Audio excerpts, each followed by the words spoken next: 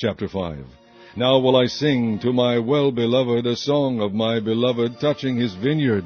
My well-beloved hath a vineyard in a very fruitful hill, and he fenced it, and gathered out the stones thereof, and planted it with the choicest vine, and built a tower in the midst of it, and also made a winepress therein. And he looked that it should bring forth grapes, and it brought forth wild grapes. And now, O inhabitants of Jerusalem, and men of Judah, judge, I pray you, betwixt me and my vineyard. What could have been done more to my vineyard that I have not done in it? Wherefore, when I looked that it should bring forth grapes, brought it forth wild grapes. And now go to, I will tell you what I will do to my vineyard. I will take away the hedge thereof, and it shall be eaten up, and break down the wall thereof, and it shall be trodden down. And I will lay it waste. It shall not be pruned nor digged, but there shall come up briers and thorns. I will also command the clouds that they rain no rain upon it. For the vineyard of the Lord of hosts is the house of Israel, and the men of Judah his pleasant plant.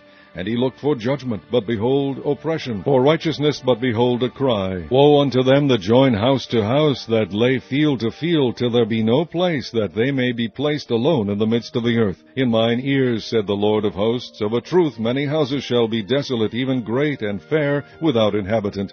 Yea, 10 acres of vineyard shall yield 1 bath, and the seed of an homer shall yield an ephah.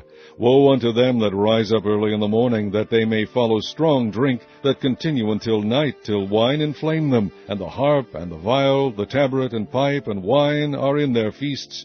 But they regard not the work of the Lord, neither consider the operation of his hands.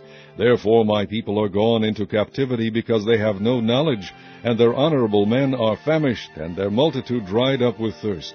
Therefore hell hath enlarged herself, and opened her mouth without measure, and their glory, and their multitude, and their pomp, and he that rejoiceth shall descend into it. And the mean man shall be brought down, and the mighty man shall be humbled, and the eyes of the lofty shall be humbled. But the Lord of hosts shall be exalted in judgment, and God that is holy shall be sanctified in righteousness. Then shall the lambs feed after their manner, and the waste places of the fat ones shall strangers eat. Woe unto them that draw iniquity with cords of vanity, and sin as it were with a cart rope, that say, Let him make speed and hasten his work, that we may see it, and let the counsel of the Holy One of Israel draw nigh, and come, that we may know it. Woe unto them that call evil good, and good evil, that put darkness for light, and light for darkness, that put bitter for sweet, and sweet for bitter. Woe unto them that are wise in their own eyes, and prudent in their own sight. Woe unto them that are mighty to drink wine, and men of strength to mingle strong drink, which justify the wicked for reward, and take away the righteousness of the righteous from him. Therefore as the fire devoureth the stubble, and the flame consumeth the chaff, so their root shall be as rottenness, and their blossom shall go up as dust, because they have cast away the law of the Lord of hosts, and despised the word of the Holy One of Israel. Therefore is the anger of the Lord kindled against his people, and he has stretched forth his hand against them, and has smitten them, and the hills did tremble, and their carcasses were torn in the midst of the streets. For all this his anger is not turned away, but his hand is stretched out still. And he will lift up an ensign to the nations from far, and will hiss unto them from the end of the earth. And behold, they shall come with speed swiftly. None shall be weary nor stumble among them, none shall slumber nor sleep, neither shall the girdle of their loins be loosed, nor the latchet of their shoes be broken. Whose arrows are sharp, and all their bows bent, their horses' hoofs shall be counted like flint, and their wheels like a whirlwind.